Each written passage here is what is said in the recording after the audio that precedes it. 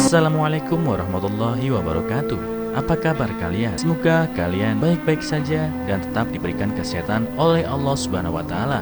Bantu channel kami dengan cara subscribe dan tekan tombol lonceng kalian. Terima kasih. Semoga kisah ini bermanfaat.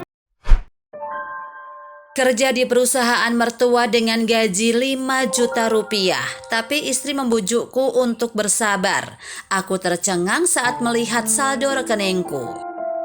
Siska, istriku, sudah ditinggal pergi ibunya sejak kecil dan dia hidup bersama ayahnya. Meskipun kehidupan istriku sekarang makmur dan bisa dikatakan sebagai generasi kedua yang kaya, sangat jauh berbeda dengan masa kecilnya yang hidup serba susah. Karena saat itu ayahnya baru merintis bisnisnya dan Siska tidak punya ibu lagi ketika itu, sehingga tidak ada yang mengurusnya di rumah. Dia pernah tersiram air panas, terluka oleh minyak panas. Singkatnya, penderitaan yang tak pernah dirasakan anak seusianya ketika itu telah dialaminya. Ayahnya atau mertuaku pernah berkata padaku, "Saya menyerahkan putri saya kepadamu dan saya harap kamu bisa menjaganya dengan baik. Saya akan memberikan segalanya kepadanya untuk menebus kewajiban saya selaku ayah yang tidak pernah saya curahkan untuknya selama ini." Sejak kecil saya tidak sempat memberikan perhatian kepadanya karena selalu sibuk dengan bisnis. Sekarang setelah dia dewasa, saya masih sibuk dengan pekerjaan dan saya benar-benar berhutang padanya selaku ayah. Begitulah kata ayah mertua sambil menahan air matanya. Aku bisa merasakan perasaannya ketika itu dan aku berjanji akan menjaga Siska, putri semata wayangnya, dengan baik. Namun setelah menikah dengan Siska, mertuaku langsung memintaku untuk berhenti dari pekerjaanku, meminta aku untuk kerja di perusahaannya dan istriku juga mendukung keputusan itu. Walaupun kondisi ekonomi keluarga mertuaku sangat baik, namun aku tidak tinggal di rumah mertua. Aku masih sanggup membeli rumah, mobil untuk keluarga yang aku bangun. Aku merasa mungkin akan memicu gunjingan orang-orang jika aku pindah ke perusahaan mertuaku.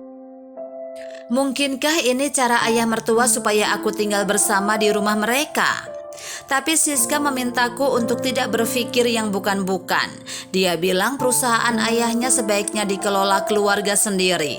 Lagi pula perusahaan itu kelak juga pasti akan menjadi milik kita, kata Siska. Jadi aku pun pindah ke perusahaan ayah mertua, tetapi gaji yang diberikan setiap bulan membuat aku terperangah. Ayah mertuaku hanya memberi gaji 5 juta rupiah sebulan, jauh di bawah gaji yang diterima Siska.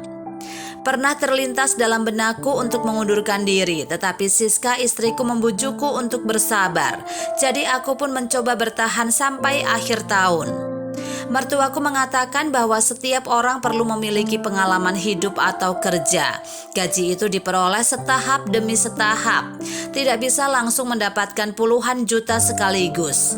Aku merasa apa yang dikatakan ayah mertua itu sepertinya ditujukan padaku saat mengadakan rapat tadi. Mertuaku mengatakan bahwa bonus tahun baru untuk tahun ini akan dibagikan lebih awal. Jadi dia sudah menyiapkan sejak awal bonus akhir tahun yang akan dibagikan ke segenap karyawan dan telah ditransfer ke rekening semua karyawan. Dia meminta semua karyawan bekerja keras demi kemajuan bersama, menyelesaikan pekerjaan masing-masing sebelum akhir tahun berganti. Sejujurnya, aku benar-benar tidak ingin memeriksa rekeningku saat itu. Lagi pula, aku tidak menerima pemberitahuan melalui pesan singkat terkait rekeningku. Aku juga tidak tahu berapa jumlah bonus yang ditransfer bagian keuangan ke rekeningku, karena aku tahu pasti tidak seperti yang diharapkan. Lagi pula, aku baru bergabung di perusahaan di tahun pertama. Gaji sebulan saja begitu rendah.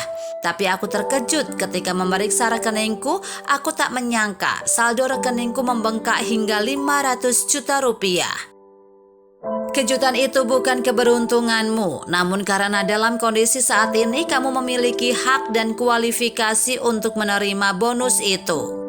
Ayah memberimu gaji 5 juta rupiah dengan harapan kamu bisa melakukan beberapa pekerjaan dasar di lapangan dengan sungguh-sungguh.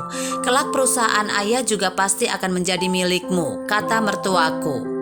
Perasaanku seketika bergejolak dan mataku pun mulai sembab saat sebelumnya selalu mengeluh dengan perlakuan ayah mertua.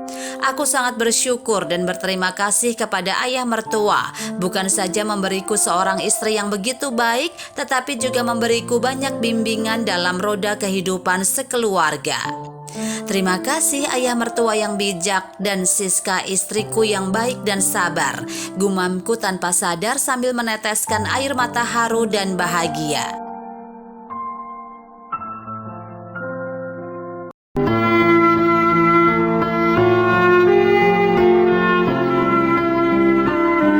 Assalamualaikum warahmatullahi wabarakatuh. Apa kabar kalian? Semoga kalian baik-baik saja dan tetap diberikan kesehatan oleh Allah Subhanahu wa taala. Bantu channel kami dengan cara subscribe dan tekan tombol lonceng kalian. Terima kasih. Semoga kisah ini bermanfaat.